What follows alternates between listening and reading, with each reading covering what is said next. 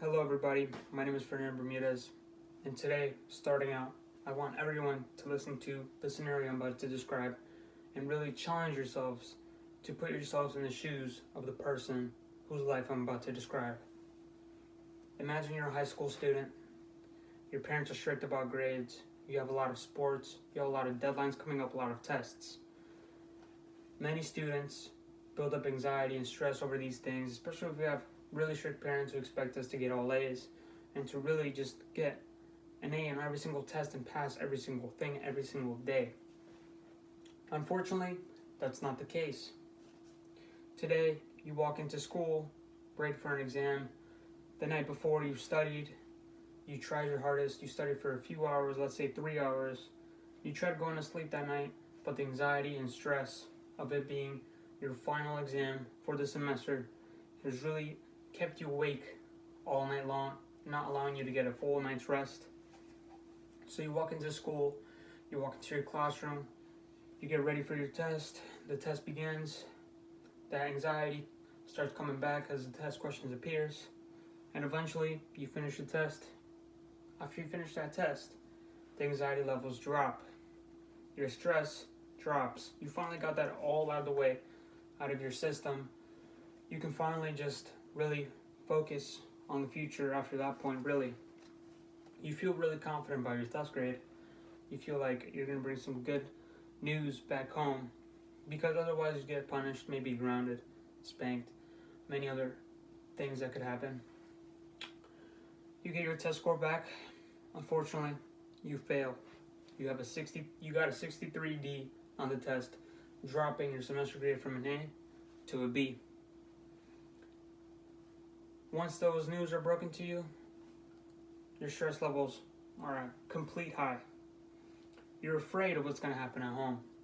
You're afraid to get your TV, computer, or Xbox or PlayStation taken away. You're even more afraid of a possible physical punishment done to you for that happening. You go home, you tell your parents, they yell at you, they take away your systems, they really just cause even more stress on top of the fact that you knew you did bad on the test that you thought you were so prepared for. Throughout time, you feel like you have no one to talk to. One of the most common myths about people and depression or stress is that they're weak-minded, but they're really not. That's false. So you feel like you have no one to talk to. You feel like you can't bring it up to your parents. You feel like your friends will make fun of you if you bring it up. You have no one comfortable at school like a teacher, and there's no therapist at school to help you out either. So over time, that builds up, that stress, that anxiety, over time, over and over and over. You just get to that one tipping point where it all blows up.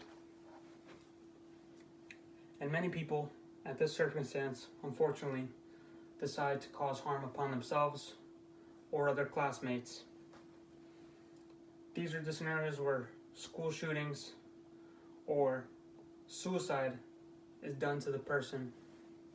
And that is one of the most unfortunate events that could possibly happen. Today, I will be talking about how on-site school therapists are needed in every single school.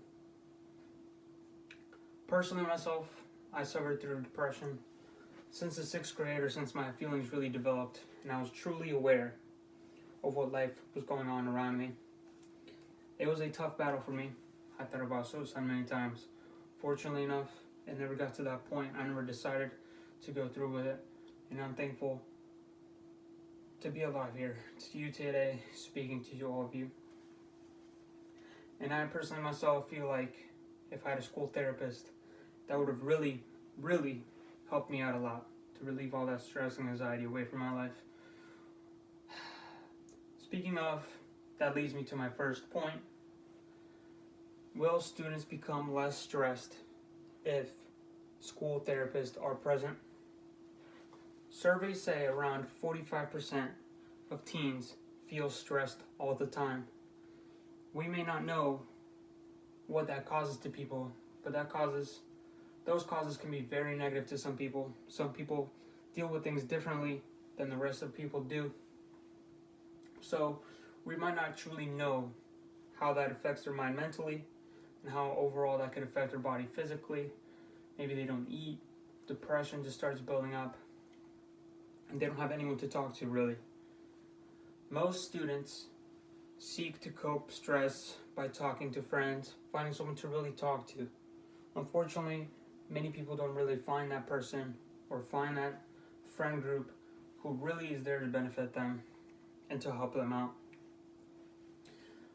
Over 1/3 of teens responded by saying that they have done nothing to try to manage their stress. Now that's saying a lot.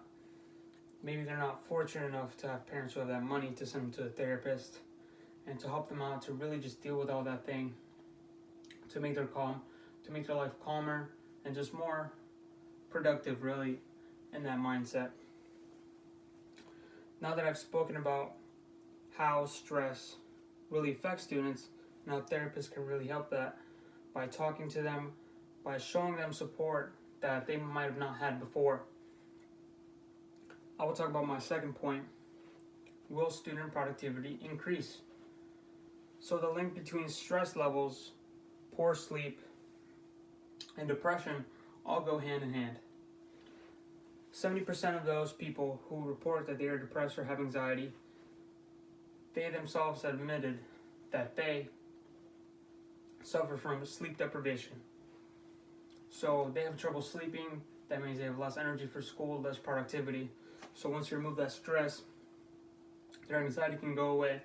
They can sleep a little bit better and get more hours and be successful in school or whatever they do. Stress is a very huge culprit of students who are prone to bullying others. Bullying is a horrible issue that needs to be stopped, and we try to stop it every day. I personally myself have never seen someone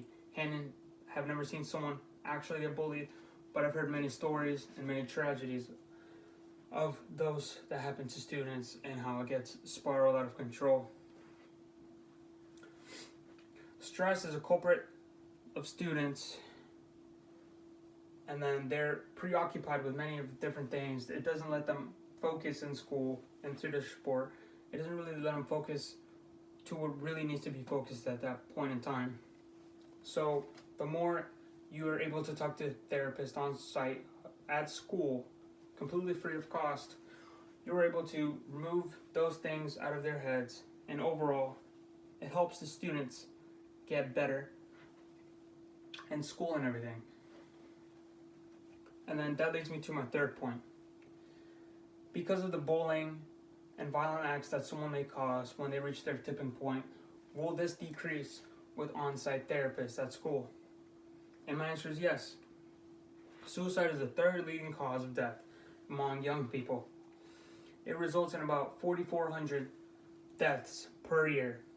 Just think about it, 4,400 people. That was more people than we had in my high school. Every year dead because of suicide. Bully victims are 2 to 9 more times likely to commit suicide rather than people who haven't been bullied. And like I said, people who have stress are more prone to be bullied. So that goes hand in hand. And if we can solve one, we can maybe solve the other one as well. A study in Britain has found that at least half of suicides among young people are related to bullying. That's half of suicides related to bullying. That is an incredibly large number. And that could possibly be stopped by a simple action by the government or by local school boards by putting in school therapists for free for students to be able to use. You don't have to force the students, but have simply the resources out there to make them feel comfortable, to make them feel more at home, to make them feel like they have a person to talk to relieve all of that. It does incredibly things to the students and to our communities. Now that I have explained how much mental health really does matter in school and society, I would like to request how many of you can donate to help push these hires of in-school site therapists to help our students out and our families and our children out in schools. If you're unable to donate money at this point in time, I may also interest you in emailing or sending a letter out to your school board to help fight for this cause, as it is incredibly important to our communities, to our lives, and to stop harmful things happening that we can prevent. Thank you very much for listening to my speech.